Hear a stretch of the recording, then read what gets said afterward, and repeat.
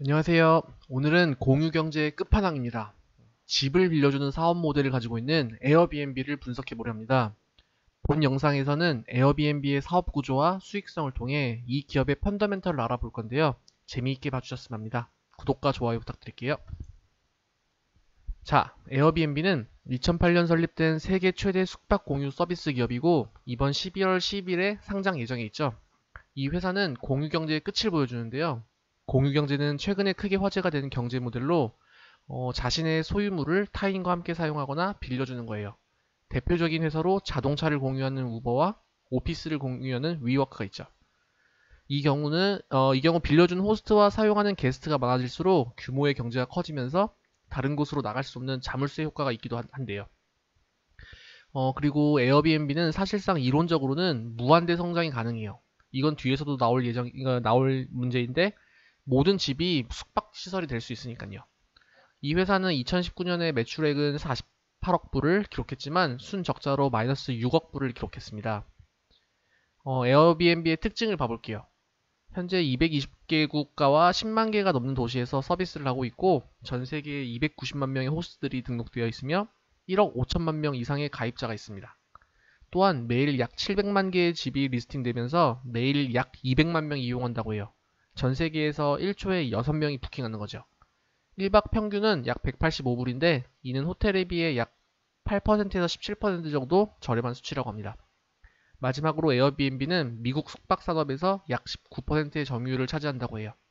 이 차트를 보시면 2015년부터 2019년도까지의 부킹한 개수와 부킹한 금액까지 보면은 이제 매년 말도 안 되는 성장을 기록하면서 커왔어요. 이렇게 뭐 74%, 48%, 35%, 31% 성장이 엄청나죠? 에어비앤비와 기존 숙박업의 차이 중 에어비앤비의 장점을 잠깐 언급하겠습니다. 오른쪽 그림을 보시면 2020년도 기준 숙박 숫자의 비교인데요. 에어비앤비는 총 700만 개 이상의 숙박 시설이 등록되어 있는데 메리어트와 힐튼을 포함한 호텔 빅5들의 룸수의 합이 400만 개가 정도 되지 않습니다. 에어비앤비의 숙박 시설은 이론적으로는 이제 무한 성장이 가능합니다. 호텔이나 모텔처럼 숙박 시설의 건설이 필요 없고 손님이 없어도 유지 관리 비용이 전혀 들지 않기 때문이에요. 하지만 이게 생각보다 진입의 장벽이 낮기 때문에 지금은 큰 경쟁자가 보이지 않지만 강력한 네트워크를 동반한 경쟁자가 출현한다면 에어비앤비의 성장성은 둔화될 수도 있겠죠. 이런 단점도 있어요. 왜냐면 얘네 본인만의 건물이 없으니까요. 에어비앤비의 슬로건은 친근함과 특별한 경험 이 두 개인데요. 언제나 집처럼 그리고 여행은 단지 가는 게 아니라 그곳에 살아보는 거야 라는 점을 강조합니다. 이렇게 사이트가 있죠. 공식 홈페이지를 스크린샷 해보았는데요. 이런 식으로 다양한 현지 특유의 느낌들을 선택하며 단순한 숙박 이상을 경험할 수 있고요. 또 이런 식으로 현지에서 느낄 수 있는 다양한 체험과 경험도 할 수 있다고 합니다. 그 지역만의 고유한 테마들을 선택할 수도 있고요. 에어비앤비는 지금 올림픽에 후원을 하며 공식 파트너가 되었는데요. 앞으로 9년간 올림픽과 패럴림픽 대회 등을 지원한다고 합니다. 참고로 브라질 리오 월드컵 때 에어비앤비는 10만 명 이상의 게스트들에게 편한 잠자리를 제공하기도 했대요. 그럼 에어비앤비의 수익 모델을 잠깐 볼까요? 그림으로 먼저 보시면 공급자는 호스트고 이용자는 게스트예요. 굉장히 간단한 수익 구조죠. 공급자는 숙박시설을 제공하면서 대여 수익을 받고 이용자는 공급자에게 대여료를 지불하는데 에어비앤비는 중간 단계에서 양쪽을 이어주면서 양쪽에서 수수료를 받습니다. 여기 공시자료에 나와 있는 예를 볼게요. 예를 들어서 숙박 비용이 하루에 100불이라면 에어비앤비는 호스트로부터 약 3%의 피를 받고 게스트로부터 약 6%에서 12%의 수수료를 받으며 결국은 총 한 건당 9%에서 15%의 수수료를 챙긴다고 합니다. 에어비앤비의 지역별 매출 비율인데요. 북미 지역이 41%로 가장 큰데 유럽과 중동 지역이 40%로 또 그러니까 보면 결과적으로 두 지역이 전체 매출의 81%를 차지합니다. 아시아는 12%밖에 안 되네요. 아무래도 아직까지 이런 집을 공유한다는 개념은 서양 사람들에게 조금 더 적극적인 것 같습니다. 하지만 이쪽의 시장도 꾸준히 크고 있으니까 기대가 됩니다. 그리고 다음은 에어비앤비의 이용의 연령대 비율인데요. 18세부터 34세까지가 절반인 약 51% 정도를 차지하고 있어요. 근데 45세 이상도 약 26%를 차지하는데 생각보다 모든 연령대에서 사랑을 받고 있는 것 같습니다. 다음은 2017년 1분기부터 2020년도 3분기까지의 분기별 부킹 액수의 추이를 볼게요. 보면 2019년 3분기까지는 여기까지는 꾸준히 우상향을 해줬어요. 근데 재밌는 점은 항상 잘 성장하다가 매년 4분기에는 살짝 주춤하는 모습을 보여줘요. 연말 기간이라서 더 활발할 줄 알았는데 그게 아니었네요. 매년 뭐 4분기에는 매출이 약간 주춤하는 것 같습니다. 그리고 여기를 보면 심각합니다. 코로나가 심했던 2020년도 2분기에는 거의 이제 이 수준이 3분의 1 수준으로 폭락을 했어요. 그래도 다행인 게 또 2, 3분기에는 이제 다시 한번 크게 반등을 해주는 모습입니다. 4분기의 실적이 궁금해요. 이게 다시 상향 이제 유지를 할지 다시 또 떨어갈지. 근데 재밌는 점이 하나 있었습니다. 2019년도 10월부터 20년도 9월까지의 월별 투숙객 추이를 볼게요. 파랑색은 하루부터 27일까지 숙박하는 단기 투숙객이고 주황색은 28일 이상 투숙하는 장기 투숙객입니다. 네, 단기 투숙객은 1월 이 최고점을 찍고 엄청나게 폭락을 했죠. 그리고 다시 크게 반등을 했지만요. 근데 장기 투숙객은 생각보다 큰 변화가 없었습니다. 살짝 주춤했지만. 그 이유는 장기 투숙객은 보통 임대료가 비싼 대도시에 분포된다고 해요. 에어비앤비를 장기로 계약하면 수수료와 단가가 싸지면서 사실 뭐 집이나 호텔을 계약하는 것보다 이렇게 장기 계약을 하는 게 더 경제성이 좋고 그래서 이런 비중이 조금씩 늘어난다고 합니다. 사실 이런 걸 토대로 나중에 뭐 향후 임대 중개업 사업도 할 수 있지 않을까 생각해요. 장기 투숙객은 단가는 싸지만 고정 매출이 될 수 있어서 수익 변동성에 이제 보완을 해줄 수 있을 것 같습니다. 다음은 에어비앤비의 위험 요소입니다. 먼저 위에서 설명드렸듯 숙박업 특성상 코로나와 경기 변동에 취약합니다. 그냥 한 방에 골로 가버렸죠. 그리고 두 번째로는 적자인데 이 회사는 설립 후 만성 적자에 시달렸습니다. 2017년부터 2019년까지는 마이너스 7천만 불, 1,700만 불, 그리고 마이너스 6억 불을 기록했네요. 그리고 지금까지 고속 성장을 해온 에어비앤비는 공시자료를 통해 앞으로는 이제 성장이 둔화될 것으로 예상이 된다고 해요. 그 이유는 코로나의 불확실성과 경쟁 심화, 그리고 숙박 트렌드의 또 다른 변화 가능성과 국가별 법적 규제 때문이라고 합니다. 특히 경쟁의 경우 수많은 온라인 에이전트와 구글 같은 인터넷 검색 엔진들이 프로모션 등을 통해 약간 자리를 위협하고 있어요.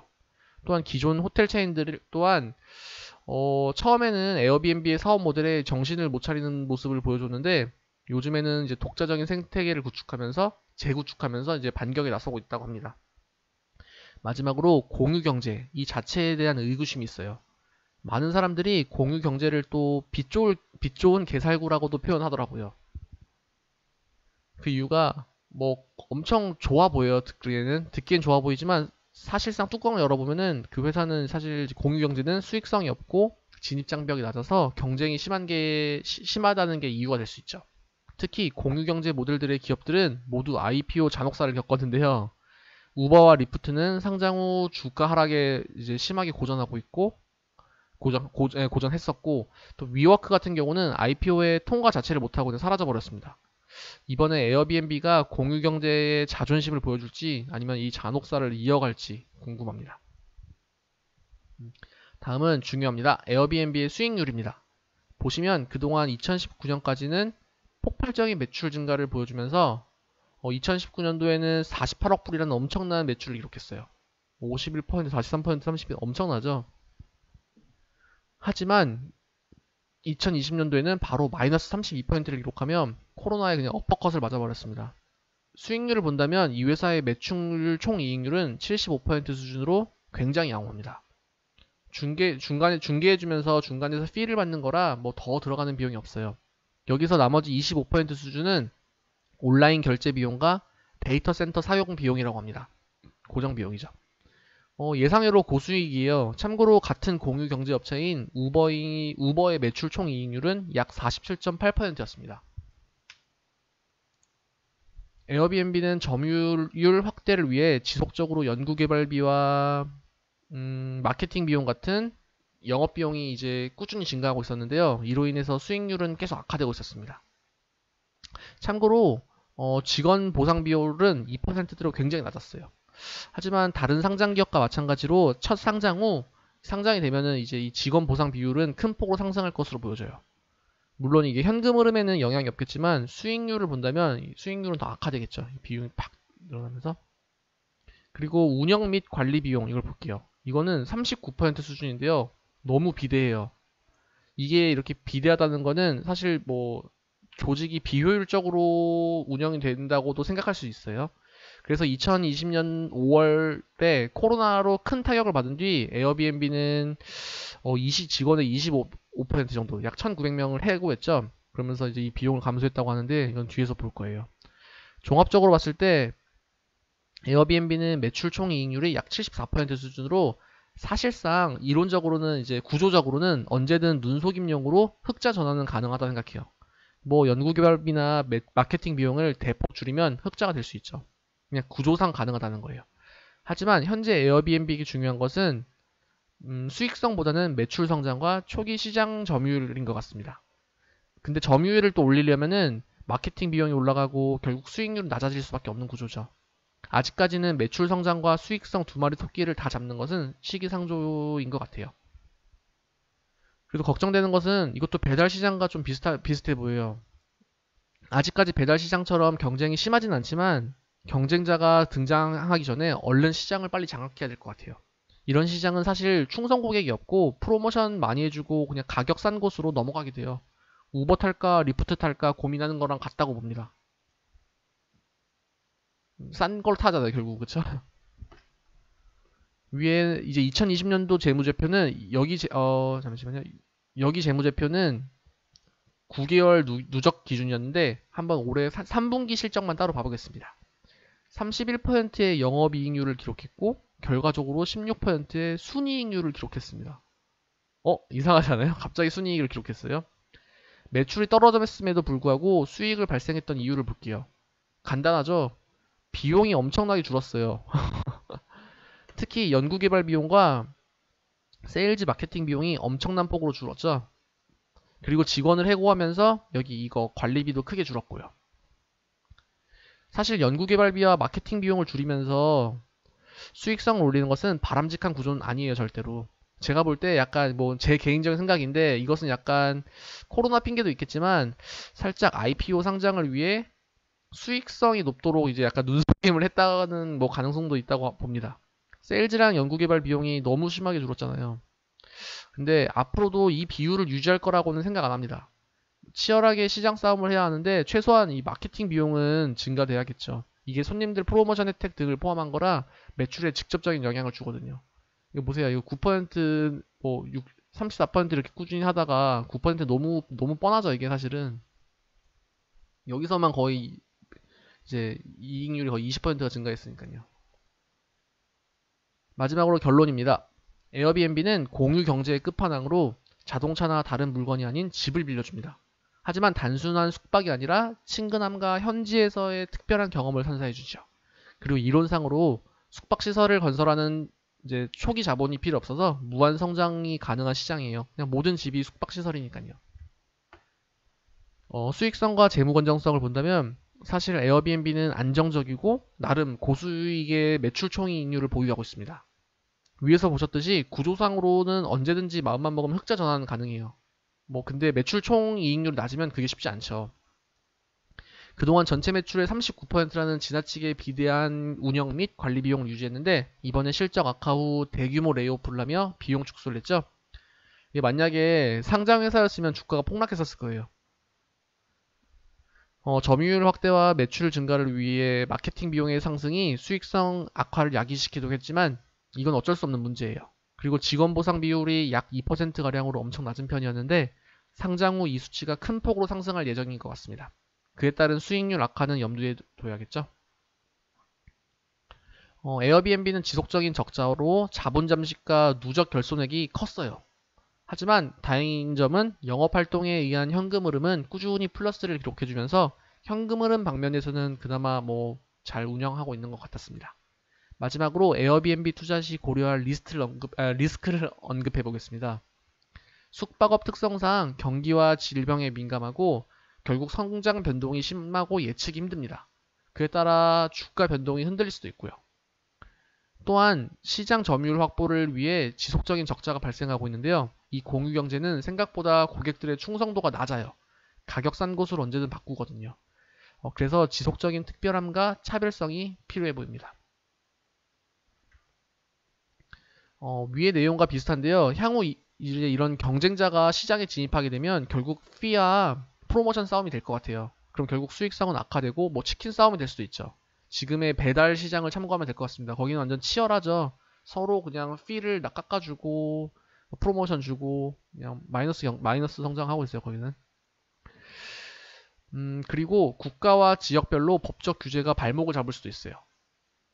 뭐 세금 문제와 주변 집값 상승 문제도 포함해서요. 그리고 마지막으로 CEO를 포함한 3명의 파운더들이 전부 30대의 젊은 경영진들입니다. 이 부분은 장점이 될 수도 있고 단점이 될 수도 있는데 사실 다양한 관리 경험이 부족해 보일 수 있어서 일단은 단점으로 넣었습니다. 그리고 사실 일반 회사와 상장 회사는 회사를 이끌어가는 중압감과 책임감 자체가 달라요. 경영 방식도 다르고 못하면 또 주주들한테 잘릴 수도 있고요. 에어비앤비는 12월 11일 상장 예정 중인데 공모가는 44에서 50불 수준으로 시작할 예정이라고 합니다. 이 영상을 보시고 뭐 매수를 하시겠다 아니면 좀 더 지켜보겠다 이런 각자의 의견이 있으실 것 같은데요. 잘 공부하고 분석하셔서 좋은 결정 내리시라고 믿습니다. 오늘도 끝까지 시청해주신 모든 분들께 감사의 말씀 드리며 영상 마치겠습니다. 구독과 좋아요 그리고 격려의 댓글은 항상 감사합니다. 영상을 놓치기 아까우신 분들은 알림 설정도 꼭 부탁드릴게요. 감사합니다.